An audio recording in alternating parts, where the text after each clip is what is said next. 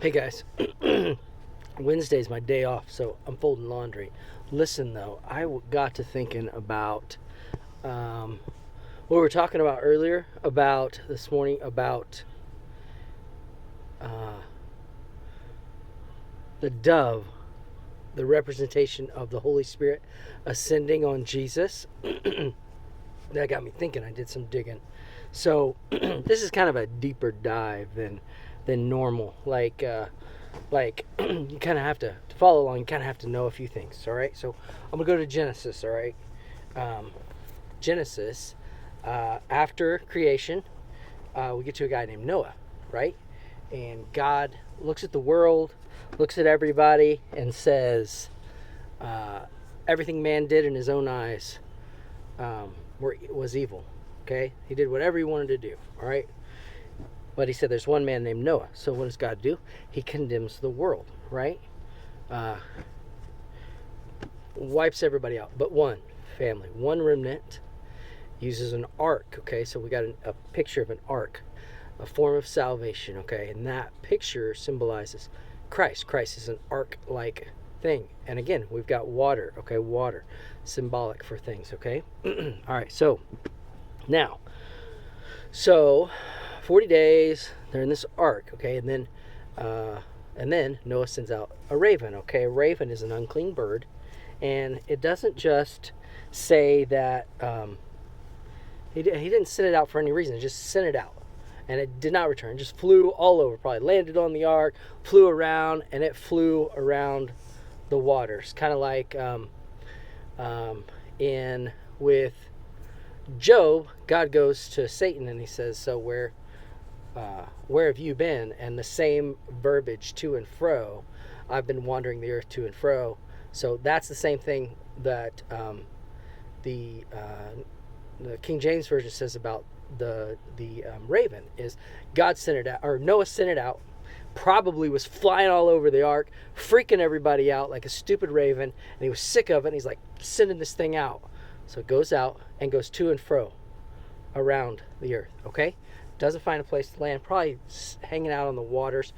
Though ravens eat dead things, so it's probably able to survive by eating dead things in the water. I don't know. Anyway, so then he waits.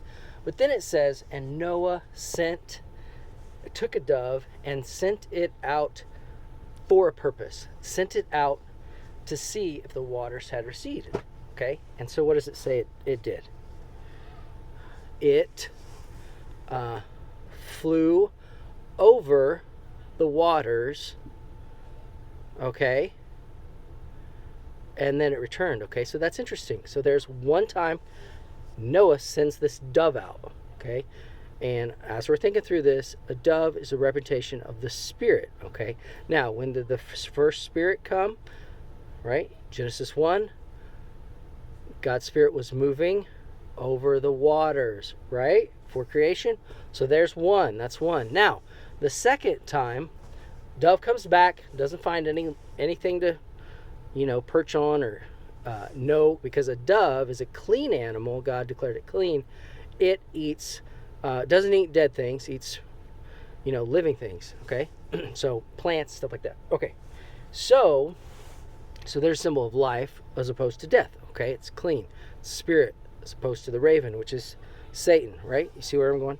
Okay, so now he waits 7 days. Okay, 7 is number of days God created, it's number of perfection. All right, he sends out this dove again. What does it do? It comes back into the ark, the place of safety, right? And it has a fig tree branch that's broken. Specific, it's broken, okay? What does that symbolize, all right? Now, Jesus, the fig tree in the Bible represents the nation of Israel, okay? So Jesus, when he's baptized, John the Baptist baptizes him, right?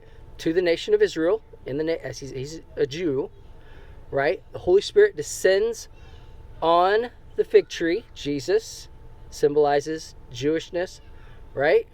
Okay? And then returns to heaven, okay? doesn't stay. It returns to heaven, okay? Second time the Spirit descends, okay? From the ark as a metaphor. Third time, Noah takes the dove, sends it out, and what does it do? It doesn't return, okay? And that's a symbol of, we haven't talked about it yet, but at Pentecost. So after Jesus leaves, before Jesus leaves, he promises, I'm going to send the Holy Spirit. I'm going to send the Comforter to you. That's going to help her, okay? And after he dies, resurrects, meets with his disciples, leaves, he tells them, wait for the Comforter, the Holy Spirit who's going to come. And so they wait in the upper room, right? And then Pentecost happens. Spirit comes down, tongues of fire. They're empowered to speak in tongues. And so they do that. So what that is the Spirit, just like Noah, sending out the dove that goes out, doesn't return. He launches it into the world. Just like God at Pentecost launches the Spirit into the world, into our hearts, into our lives, to live transformed. And then Noah knows, I can leave the ark. I can go live my life in a new world and I am preserved. I have been saved from death of the flood. Okay, so that's just a deeper dive. Man, that hit me today, and I was like, wow, I probably won't have time to share that on Saturday, but I wanted to give you guys just that insight that I had that was just like, wow, that's so cool. So, hey, unless as I'm doing this laundry, God doesn't download something else, I probably won't talk to you the rest of the day, but hey, later.